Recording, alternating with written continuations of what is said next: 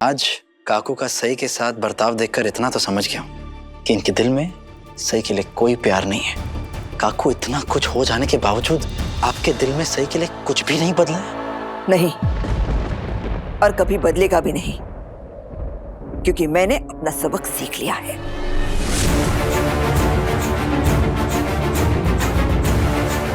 इमारत ऊंची करने के लिए उसकी नींव नहीं तोड़ी जाती।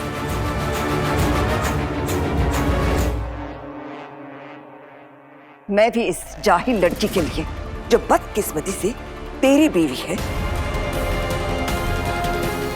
अपने घर को टूटता हुआ नहीं देख सकती। आप ऐसा क्यों कह रही हैं काकू? ऐसे एक मिनट, क्या आपकी नाराजगी इसलिए है कि सई और मैंने आई और बाबा की जो एनिवर्सरी थी ये सेलिब्रेट की इसलिए?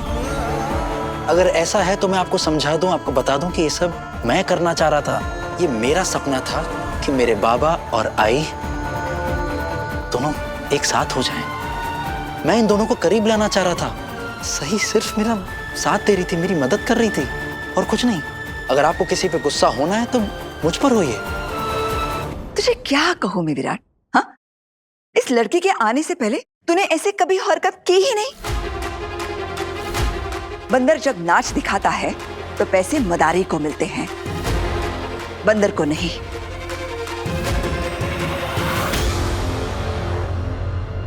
इसलिए सजा भी मदारी को ही मिलेगी ना। पता नहीं इस लड़की के पास ऐसा कौन सा डमरू है जिसकी डुगडुगी पर इस घर का हर कोई नाचना शुरू कर देता है। आप हम सबको बंदर कह रही हैं? इंसानों वाले काम कौन कर रहा है इस घर में? जानवर और इंसान में सिर्फ एक ही फर्क होता है, और वो है दिमाग का, जिसका इस्तेमाल करना इस घर के लोगों ने बंद कर दिया है। तो काकू, आपके हिसाब से किसने अपना दिमाग यहाँ पर? मुझसे सवाल ना करे तो ही बेहतर रहेगा। कल तूने सई के साथ मिलकर अपने आई बाबा का कमरा सुहाग रात के लिए सजाया। तुझे शर्म नहीं आई?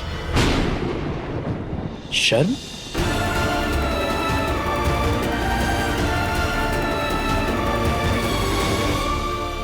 चल ठीक है, तेरी अक्ल पर तो सई नाम का ताला लगा हुआ है, लेकिन तेरे आई बाबा को क्या हुआ? जब तू मुझे उल्टा जवाब देकर इन्हें इनके कमरे में लेकर जा रहा था तो तुझे रोकने के बजाय इनकी चाल में तो उछाल आ गया था। इतनी उम्र हो गई है तुम दोनों की, इतना भी समझ में नहीं आता कि जब बेटे के पैर बाप के जूते में जाए तो पति और पत्नी को आपस में दूरियां बना लेनी चाहिए, वही ठीक होता है। क्या बोलूं इन दोनों को? अरे बहनी प्लीज बस भी कीजिए। अब आपको एहसास भी है कि आप बोल क्या रही हैं? वही जो मुझे नहीं कहना चाहिए, लेकिन यहाँ पर बिना कुछ कहे किसी को समझ में कहाँ आता है। सबकी बुद्धि भ्रष्ट हो गई है। अब सबको मेरी बातें कड़वी लग रही होगी, लेकिन सच नाम की दवा कड़वी ही होती है। और इस घर में बेशर्मी नाम की जो बीमारी फैली हुई है ना, सबको ये कड़वी दवा देनी जरूरी है। आई, आपको काकू की बात का बुरा मानने की कोई जरूरत नहीं है। वाई? मस्त मस्त। आई, अब काकू की बात को बुरा मत मानिए, जुबान पर लगाम दे। मैं चाहती हूँ कि सब मेरी बातों का बुरा माने। मेरी बात बुरी लगेगी तब जाकर सबकी समझ में आएगी।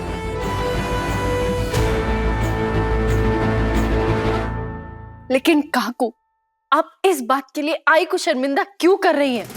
आई ने थोड़ी ना अपना कमरा खुद सजाया था, मैंने उनका कमरा सजाया था, और ये इतनी बड़ी बात थोड़ी ना हो गई। क्या उसके लिए आप सुनाएंगी?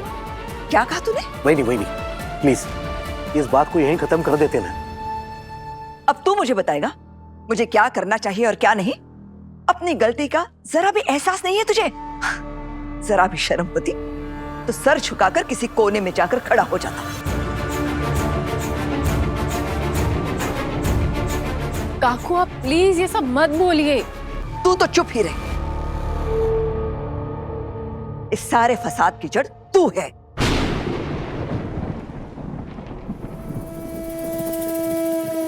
वही नहीं, अब इस बच्ची ने क्या किया है? तुम सबका दिमाग खराब किया है इसने। वरना तू और अश्विनी ऐसे बचकानी हरकत नहीं करते। अरे इतना बड़ा बेटा हो गया है तुम दोनों का, सुहाग रात के लिए सजाए हुए कमरे में रात बिताई तुम दोनों ने। अरे लेकिन काकू ऐसा तो तू तो बोल ही मत। कल मुझे इतना कुछ सुनाकर तू शान से चला गया था ना, आज मैं बोलूंगी और सबको चुपचाप सुनना होगा। जो कुछ भी हुआ है इस घर में, ओमी और सोनाली को इतना बुरा लगा उस बात का कि उन्होंने ये घर छोड़कर जाने का फैसला कर लिया था। मैंने मनाया है ओमी को अपना फैसला बदलने के लिए, और ये लोग अब यहीं इसी घर में रहेंगे। अगर सही वक्त पर मेरी आंखें नहीं खुलती तो ये परिवार बिखर जाता। ये घर टूटने से मैंने बचाया है। ये तो बहुत अच्छी बात है बहनी। मुझे बहुत खुशी है कि ओमी ने अपना फैसला बदल दिया और वो अब यही रहेगा। लेकिन मैं खुश नहीं हूं। क्यों बहनी? आपने ओमी को घर छोड़ के जाने से मना लिया, फिर खुश क्यों नहीं है आप? लेकिन मुझे ओमी को मनाने की जरूरत ही क्यों पड़ी? जवाब दे।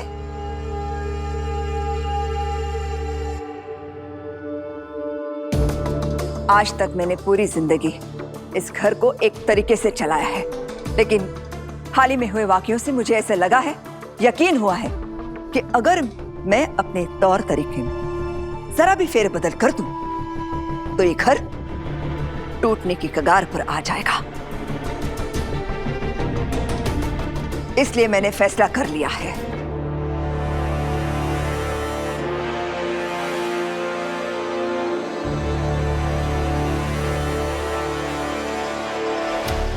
अब इन्हें क्या करने वाली है? इस घर के कायदे कानून किसी भी सदस्य के लिए नहीं बदले जाएंगे। जैसा आज तक इस घर में चलता आया है वैसा ही चलेगा।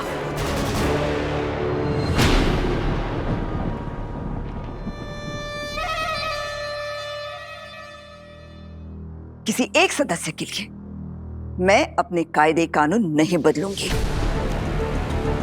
हर किसी को इस परिवार में अपनी उम्र, औहदा, रिश्ता, योगदान और बर्ताव के अनुसार छूट दी जाएगी। पिछले कुछ दिनों से मैं देख रही हूं कि अश्विनी और उसके कुछ सगे अपनी जगह भूलकर अपनी मर्जी चलाने लगे हैं। लेकिन मोहिनी, हम तो आपके सभी नियमों का मान रखते हैं। मुझे नहीं लगता पिछले कुछ दिनों में किसी ने कोई हद पार की हो। तू तो हद पार करने वाली बात बोल ही मत निनाद। आज की यह चर्चा तुम्हारी और अश्विनी की हरकत के लिए नहीं रखी गई है। फिर किस बारे में रखी है मामी? बताती हूं। सई के साथ हादसा हुआ, वो हॉस्पिटल गई, ठीक होकर वापस आ गई, लेकिन मुझे समझ में नहीं आ रहा है कि अभी भी सब लोग उसकी जी हजूरी क्यों कर रहे हैं। यही बात तो मैं आपको समझाने की कोशिश कर रही थी बड़ी मामी। एक बार कही बात समझ आती है पत्रलेखा, वही बात दोबारा दोहराने की जरूरत नहीं है। अभी मैं बोल रही हूं ना, कोई और नहीं बोलेगा। पत्रलेखा, क्या सच में तुम सबका ध्यान इसी बात पे लगाना चाहती थी? अगर ये बात थी तो तुमने सीधे सीधे आकर मुझे क्यों नहीं पूछा? मैं आपसे क्यों कहती अश्विनी मामी, आप इस घर की मुखिया थोड़ी हैं। हाँ तो मैं कहाँ कह रही हूँ, मैं इस घर की मुखिया हूँ। लेकिन जो बात चल रही है वो सही के बारे में, और उसके बारे में जो भी फैसला लिया वो मैंने लिया हुआ है, और वो मैं बदलने वाली हूं।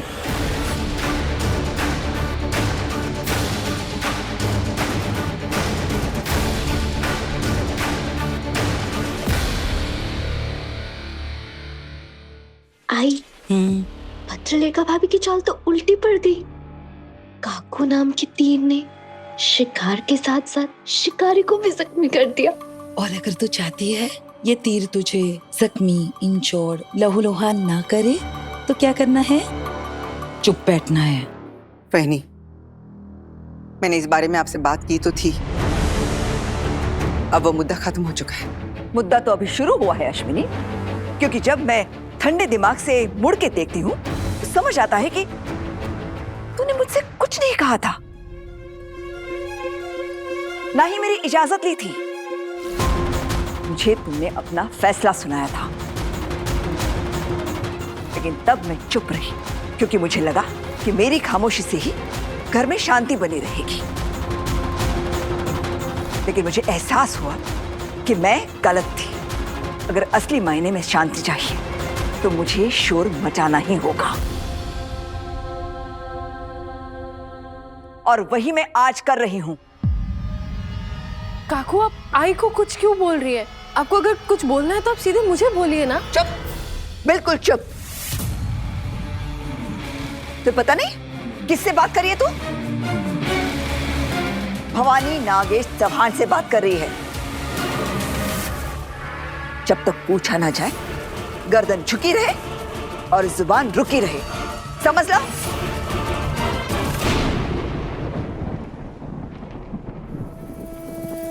और तेरे आबा ने तुझे इतना भी नहीं सिखाया कि जब दो बड़े बात कर रहे हो तो बीच में नहीं बोलते? लेकिन अगर दो बड़े प्यार से बात नहीं कर रहे हो तो छोटों को बीच में बोलना पड़ जाता है। ऐसा भी क्या हो गया काकू जो अब मुझसे इतना गुस्सा हो गई है?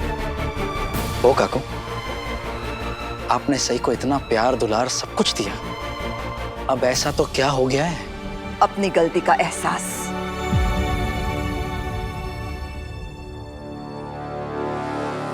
और अब मुझे इस घर के बाकी लोगों की भी गलती नजर आने लगी है। सबसे पहले तो मैं अश्विनी की गलती सुधारना चाहती हूँ। ये जो बार बार कहती है ना कि सई मेरी बेटी है, मेरी बहू है, और पता नहीं क्या क्या बकवास करती रहती है। कोई बात नहीं, घर के छोटे अगर राह भटक जाए तो उन्हें सही राह पर लाना घर के बड़ों की जिम्मेदारी होती है। और इसका जीता जागता उदाहरण है ओमी और सोनाली। ये भी राह भटके थे, इन्हें मैं सही राह पर ले आई, और अब मैं इन दोनों को सही राह पर लाना चाहती हूं। इसलिए मैंने फैसला ले लिया है, आज से विराट और सई अलग अलग कमरे में नहीं रहेंगे।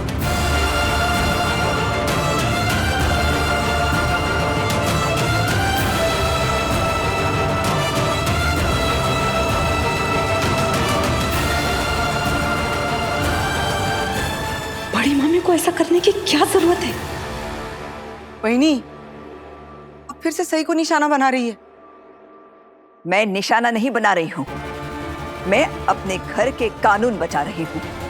आज तक इस घर की कोई भी बहू अपने पति से अलग नहीं रही है और आगे भी नहीं रहेगी। लेकिन काकू, अगर सई वहिनी और विराट दादा एक दूसरे से अलग रहकर अपनी गलतफहमियां दूर करना चाहते हैं तो इसमें प्रॉब्लम क्या है? और तुझे अपना मुख बंद रखने में प्रॉब्लम क्या है? लेकिन बस वही नहीं बोलती है ना, कप्पा बस। आप भी तो अपने कमरे में रहती है ना काकू, अकेले। आपके पास भी तो अपना खुद का कमरा है, तो फिर इसमें प्रॉब्लम क्या है? ओ देवी जी, जबान चलाने के पहले दिमाग चला लिया करो। बिना सोचे समझे कुछ भी बोलती है लड़की। तू अपनी तुलना वही से कर रही है। सोनाली मामी, आप जो सोच रही है ना, सई ने उससे भी ज्यादा बुरी हरकत की है। ये खुद सुहागन है तो ये बड़ी मामी को विधवा होने का ताना मार रही है। क्या?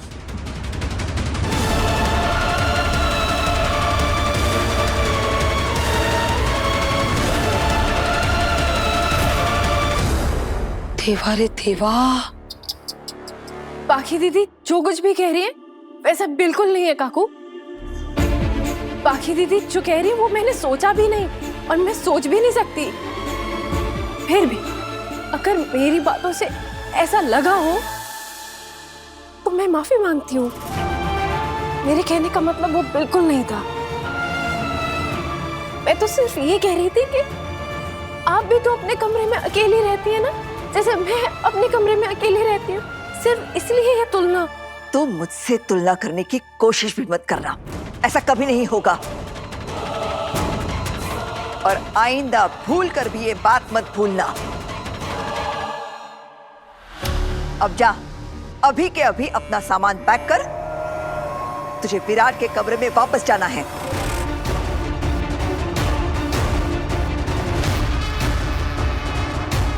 बहनी, आप ये सब अचानक क्यों कर रही हैं? काकू, आप किसी और वजह से सही से नाराज है ना? सच सच बताइए। जो फैसले मुझे बहुत पहले लेने चाहिए थे वो मैं आज ले रही हूं।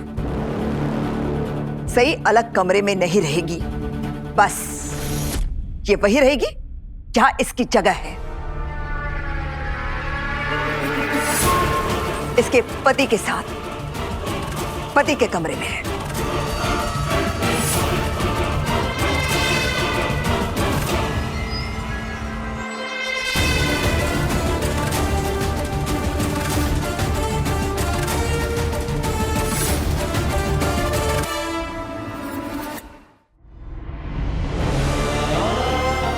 अगर साई और विराट में थोड़ी सी फ्रेंडशिप या दोस्ती भी हुई ना, तो आप देखिएगा इन दोनों के बीच की कड़वाहट एकदम खत्म हो जाएगी।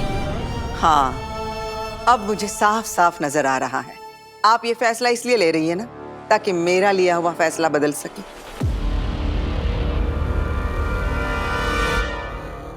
लेकिन मैं आपके आगे हाथ छोड़ती हूँ बहनी। आपके दिल में मेरे लिए जो भी गुस्सा है, जो भी नफरत है, उसकी कीमत आप मेरे बच्चों के रिश्तों को दांव पे लगाकर मत वसूलिए।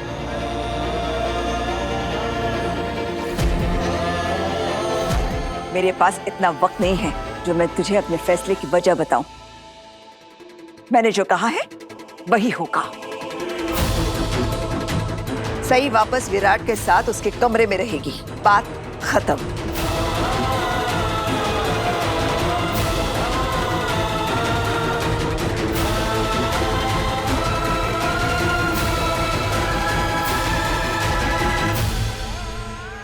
कैसी औरत है तू?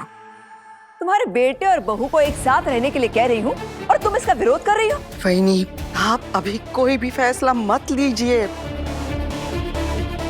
आप भी ये भली बात ही जानती है कि विराट और सही का एक दूसरे से दूर रहना कितना जरूरी है। ये फैसला मैंने यूं ही नहीं लिया है वहीनी, एक एक्सपर्ट की राय ली है और उसके बाद में मैंने मेरा मन किया ये फैसला लेने का। और सच कहती हूँ वहीनी, मैंने खुद अपनी आंखों से देखा है इन दोनों के रिश्ते को सुधरते हुए। एक साथ रह के इन दोनों ने एक दूसरे पर जो घाव किए थे, जो दर्द दिया था, अब एक दूसरे से अलग रहकर उन्हीं जख्मों पर मरहम भी ये खुद ही कर रहे हैं। मैंने देखा है वो अपनी अपनी जिंदगी बहुत ही अपनी अपनी जिंदगी। शादी के बाद पति पत्नी की कोई अपनी अपनी जिंदगी नहीं होती है, सब मायने में वो एक होते हैं। हर औरत को शादी के बाद ये बात समझाई जाती है और कितनी शर्म की बात है कि तू इस बात को भूल गई। बड़ी मामी, आप बिल्कुल ठीक कह रही हैं और आपकी बात मैं समझती हूँ। जब से सम्राट घर में आए तो हम भी एक दूसरे को एक ही मान के चल रहे हैं ना। लेकिन बड़ी मामी, सई और विराट, इनकी बात अलग है। और सई तो जब से इस घर में आई तब से तो एक ही रिकॉर्ड बजाती आ रही है कि मेरी शादी नहीं है, ये शादी सिर्फ एक डील है। और यहाँ तक कि इसने तो ये तक कह दिया है कि इसकी शादी एग्जिस्ट ही नहीं करती। अगर इनके बीच कोई रिश्ता है ही नहीं तो आपका इसे शादी की अहमियत सिखाने का कोई मतलब नहीं है। आप खामखा इसके पीछे अपना वक्त बर्बाद कर रही है। पत्र लिखा।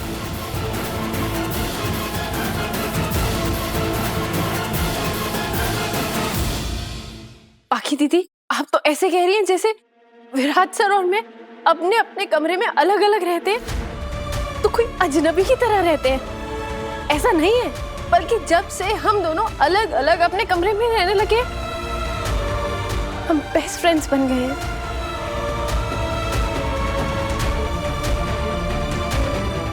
बेस्ट फ्रेंड्स बन गए। मस्त मस्त। ये जो बीज तूने बोया है ना, आज वो पेड़ बन गया है। ये जो इन दोनों के दिमाग में तूने दोस्ती नाम का फितूर चढ़ा है ना, अब तू ही उसे उतार। अरे पति पत्नी के बीच ऐसा सब नहीं होता है। हम इन्हें किसी वजह से पति पत्नी बोलते हैं।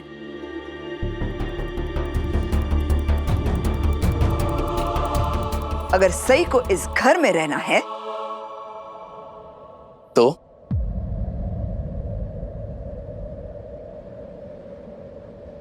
काकू चाहे जो भी हो जाए, सई कहीं नहीं जाएगी, वो यहीं रहेगी।